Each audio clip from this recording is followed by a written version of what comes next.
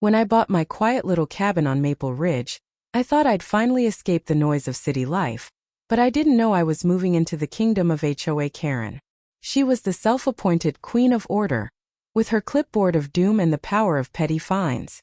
My cabin wasn't even in the main part of the neighborhood, just barely inside the HOA boundary, but that didn't stop Karen from welcoming me with a 3-page pamphlet of violations. Apparently, my mailbox was too rustic, my gravel driveway disrupted the visual uniformity, and my front porch wind chime violated tranquility standards. I laughed. She didn't. Karen looked like she trained her whole life to enforce arbitrary rules, her visor angled like a general's cap, sneakers squeaking as she marched around inspecting. "You'll find the HOA keeps a very high standard," she chirped, handing me a fine for $25. "For what?" I asked. "Unauthorized mailbox paint tone," she replied, as if it were a war crime. I shrugged it off. My plan was simple: stay polite, stay quiet, and keep my head down. But you can't hide peace from chaos. Karen had found her new project, me. Within a week, I received 3 violation letters and 1 neighbor complaint that my solar lights were too bright for nocturnal wildlife. I had a feeling my calm little cabin getaway was about to turn into a full-blown HOA battlefield. It started with an email titled, "Notice, Community Cabin Event." I thought it was a typo. I don't host community events. My cabin is mine.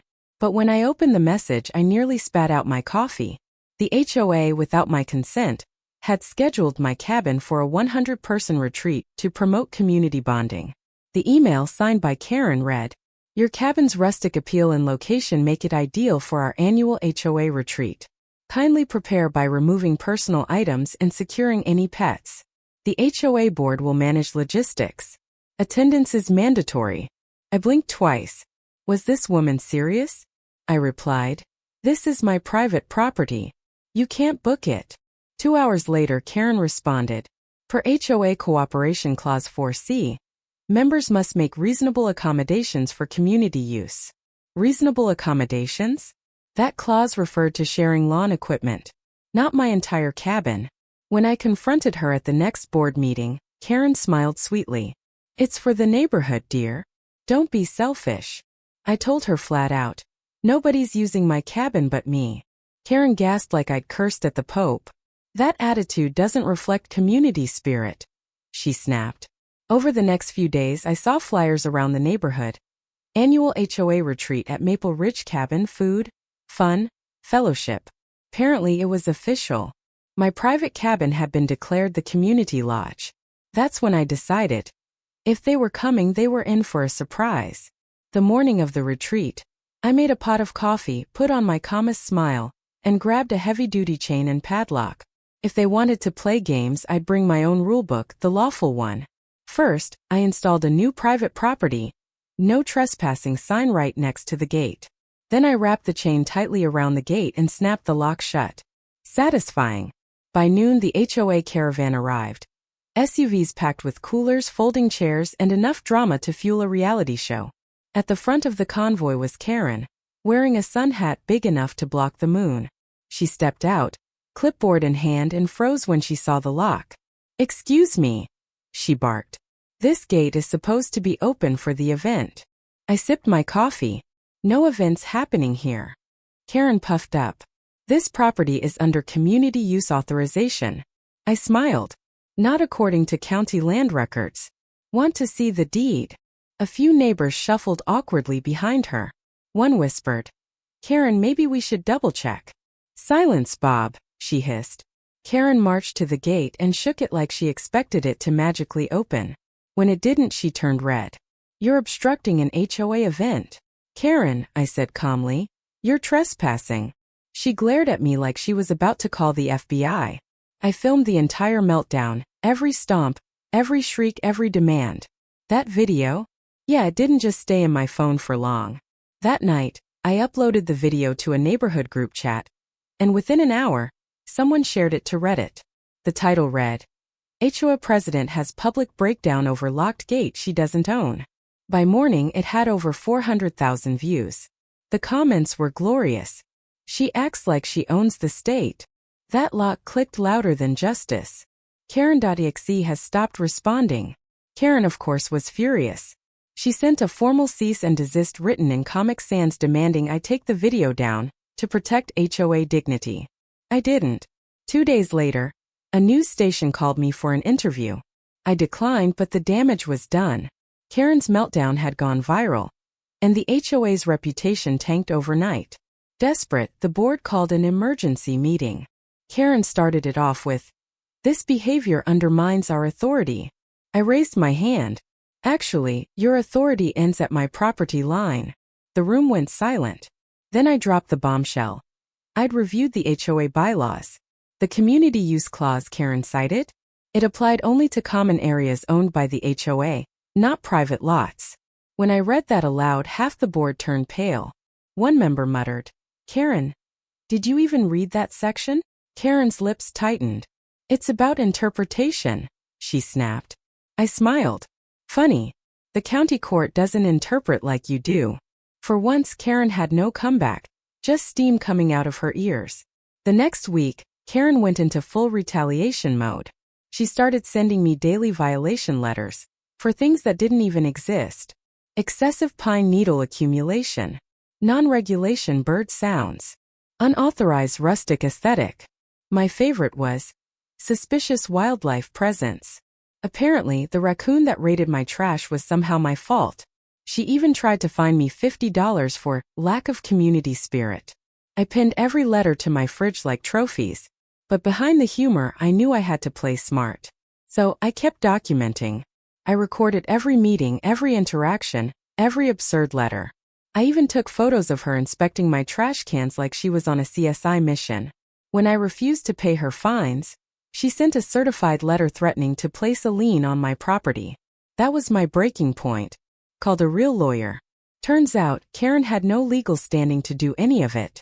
In fact, she was breaking several HOA rules herself, including misuse of HOA funds for personal beautification projects.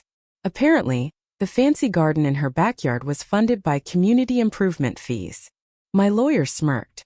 "You realize you have her cornered, right?" I nodded. Time to let the truth out. Because nothing terrifies a control freak more than losing control. And I was about to pull the plug on her entire power trip. A few days later, I created a new Reddit account, u/Cabin Chronicles. I posted everything. Photos, letters, emails, receipts. I didn't name names, but I didn't have to. Anyone from Maple Ridge could tell who HOA Karen was. The post exploded. Tens of thousands of upvotes. Comments poured in. "Lawyer up and burn that HOA down. She's embezzling HOA funds. Call an audit. Bro, chain the gate again for part 2. I didn't even have to call for an audit, the members did. Half the neighborhood demanded a financial review. Karen panicked. She sent out a desperate community update email, claiming false rumors were spreading and that certain individuals, aka me, were endangering neighborhood harmony. That only made things worse. People wanted answers. At the next HOA meeting, residents showed up with printed copies of my Reddit post. "Karen," one man asked, "did we really pay for your private garden fountain?" She stammered. "It's for aesthetic alignment." Another woman shouted, "With your backyard?" Karen's face turned scarlet. I sat quietly in the back, sipping water like it was popcorn. By the end of the meeting, the board voted for a full audit. Karen stormed out, muttering something about ungrateful peasants. The tide had finally turned. I just didn't realize yet how deep her desperation would go when she started losing power. One morning I woke up to find my mailbox flattened. Like someone had gone full WW on it. A note was taped to it. "This is what happens to troublemakers. Real subtle, Karen." I reported it to the HOA and shocker, Karen couldn't find any suspects. So I installed cameras. 3 days later, the same SUV that always parked in front of Karen's house pulled up to my driveway at midnight. A figure got out, flashlight in hand. The cameras caught everything. Next morning, I printed the footage and mailed it certified to every HOA board member. Within hours, I got a text from Karen. "You're making a mistake. Let's handle this privately." I replied, "Sure." At the next public meeting. At that meeting, I brought the footage, projected it on the wall, and hit play. Gasps. The room went dead silent. Karen's face was unmistakable. The flashlight, the visor, the same floral sneakers. Someone muttered. She really went full villain. Karen stood up, trembling. This is taken out of context. I looked her straight in the eye. The context is my broken mailbox. She stormed out again. That night, the board held an emergency vote without her. For the first time, the words temporary suspension of duties appeared in HOA history. Justice wasn't done yet, but the foundation was cracking beautifully. The audit results dropped like a thunderclap. Turns out, Karen had been misusing HOA funds for years. Landscaping improvements, her yard, community maintenance fees, a new air conditioner for her guest house, holiday decor budget, a $600 wreath for her front door. The total misuse topped $18,000. When the findings hit, the board members were livid. "We trusted you," one shouted. Karen, always dramatic, said, "I did it for the community's image." The treasurer, usually mild-mannered, snapped, "Your backyard is not the community." By now, half the residents were fed up. A recall vote was scheduled for the next week. Karen tried to rally her loyalists, mostly nosy retirees who lived for gossip, but the evidence was undeniable. I stayed quiet publicly, but inside, I was glowing. I'd gone from target to whistleblower hero. The night before the vote, Karen sent one last email to the neighborhood. "Beware of manipulation. Certain individuals want to destroy our harmony for attention." She still didn't get it. Nobody wanted attention. We wanted freedom from her tyranny. When voting day arrived, 84% of residents voted yes to remove her. Karen left the meeting red-faced, shouting about lawsuits and defamation. The HOA finally had peace. But the story wasn't over yet. Because 2 days later I got a surprise visitor, a county inspector, holding paperwork that would expose one last Karen-sized secret. The inspector handed me a folder. "You're the complainant, right?" I frowned. "Complainant for what?" He pointed to the address. Karen's house. Turns out her guest house, the one with the new air conditioning, didn't have a building permit. I hadn't reported it, but someone else must have. Apparently, the county had been tipped off anonymously. When they checked the records, Karen had used HOA funds to build an unpermitted addition, labeling it storage space. Now she faced fines, personal ones this time. Later that week, she cornered me in the cul-de-sac. Her voice was low, trembling. "You think you've won, don't you?" I kept my tone calm. "I didn't do anything except follow the rules. Your favorite thing, remember?" Her face twisted. "You ruined everything." I shrugged.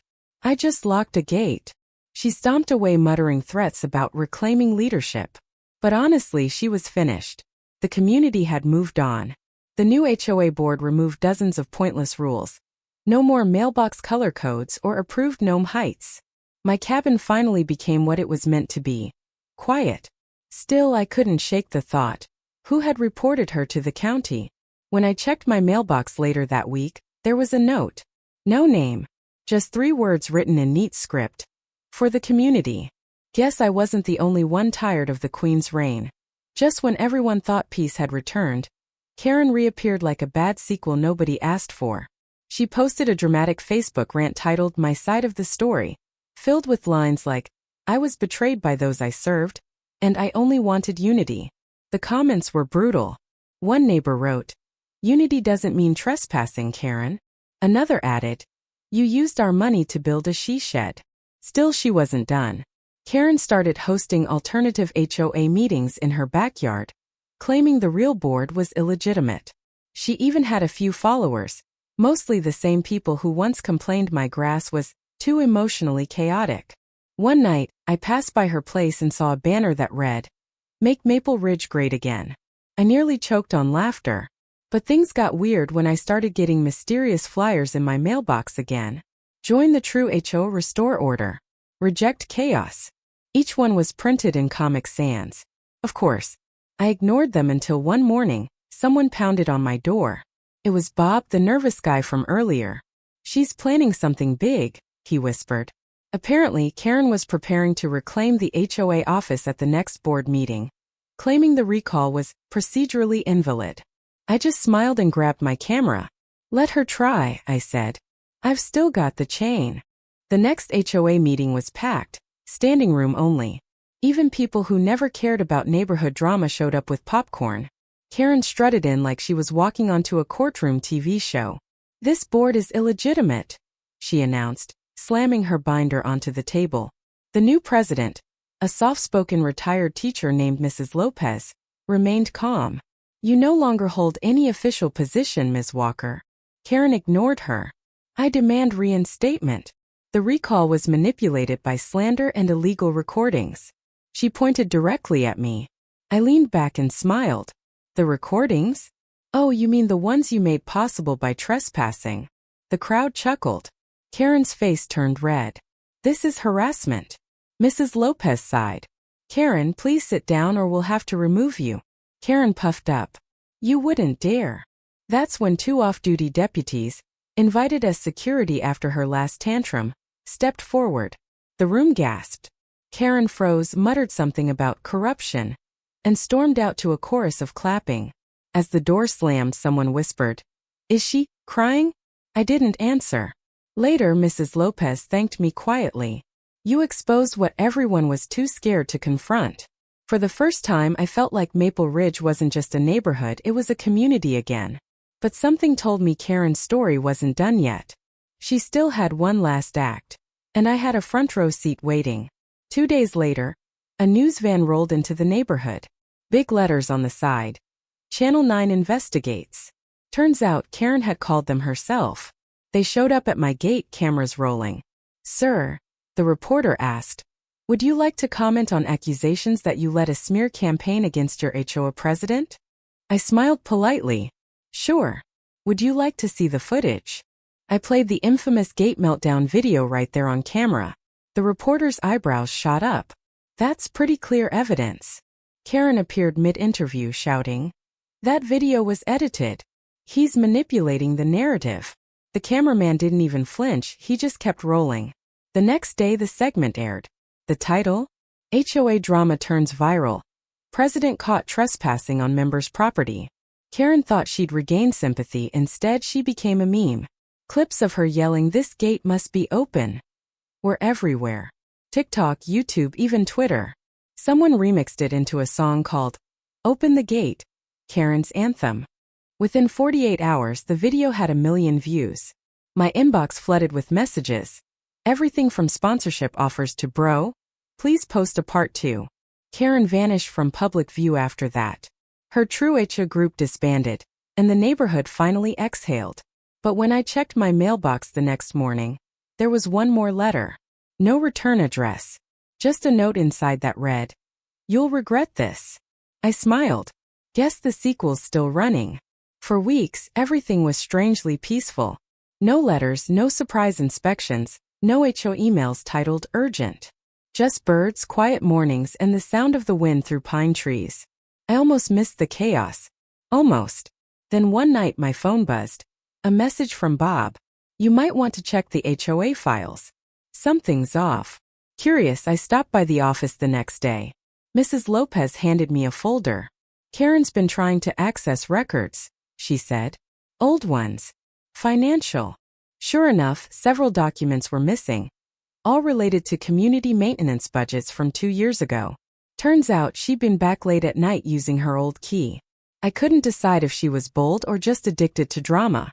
So, I changed the locks myself and installed security cameras at the HOA office.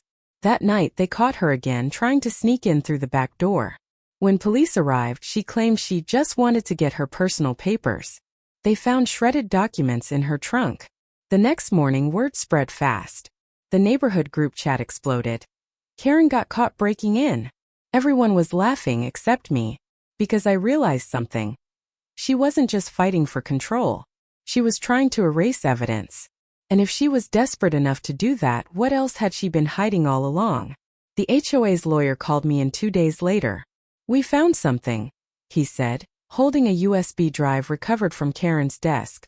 On it were spreadsheets labeled "Special Projects, Discretionary Use." Inside were payments to fake vendors, landscaping companies that didn't exist. Total, $42,000. She'd been embezzling far longer than anyone thought. The board filed a full report to the county, and within a week, An investigator reached out. Karen was officially under fraud investigation. When the news broke, the entire neighborhood gathered in the cul-de-sac that evening. Someone brought snacks. It felt like a block party of justice. "Remember when she fined me for having 2 flags?" One guy laughed. "Remember when she said my lawn chairs disrupted symmetry?" Another added. We all laughed until the streetlights came on. It hit me, this wasn't about revenge anymore. It was about freedom. Everyone could finally breathe without fear of a pink citation slip showing up in their mailbox. As the sun set, Mrs. Lopez raised her soda can. "To peace," she said. I raised mine. "And to gates that stay locked." The crowd cheered. Karen, meanwhile, had vanished again. Rumor was she sold her house and moved 2 counties over. But for once nobody cared where she went. The kingdom had fallen, and the people were free. By now my little HOA saga had become an online legend. The Gate Incident compilation video hit 10 million views. People started calling me the Gate Guy. Someone even mailed me a gold-painted padlock with the words "Justice Served" engraved on it. First I thought the attention would fade. But interviews, podcasts, even talk shows wanted the story. I eventually agreed to one. A small local podcast called Suburban Sagas. They let me tell it in my own words. Calm, funny, honest. I ended it by saying, "Sometimes the only way to stop a tyrant is with a $12 chain and a camera." The clip went viral again. Karen's name wasn't mentioned, but everyone knew. The HOA, now reformed, even used the situation to create new transparency rules. Open budgets, no secret meetings, no random fines. The best part? My cabin was officially removed from HOA jurisdiction after a vote. Mrs. Lopez told me, smiling, "You're finally free, Mr. Cabin Man." The nickname stuck. Life went back to peace, just as I'd wanted from the start. Except now, when I sit on my porch with my coffee, I sometimes hear the faint sound of laughter echoing through the trees. Maybe from all those people online who still love the sound of that chain locking shut. It's been a year since the Great Gate Incident, and my cabin finally feels like what it was meant to be, home. The HOA's new board actually works with people now. No more pointless fines, no more drama, no more Karen. Sometimes new residents ask, "Hey, weren't you that guy from the video?" I just smile. "Yeah, that was me." Long story. The chain I used that day still hangs on my porch wall. Polished, solid, a little piece of poetic justice. Every so often, I get messages from people across the country saying my story inspired them to stand up to their own mini-dictators. It's funny how something so small, a gate, a chain, a simple no, can start a movement. Last week I got one final letter in the mail. No name, no return address. Inside was a single photo. Karen, smiling awkwardly beside a new house in another town. On the back, 3 words were written. "No more gates." I laughed, tucked it into a drawer, and walked outside. The air was quiet, peaceful, exactly how I dreamed it would be when I first moved here. Maybe she'd learned something too. Because in the end, the only thing stronger than her rules was my resolve. And that chain, it didn't just lock a gate. It unlocked freedom.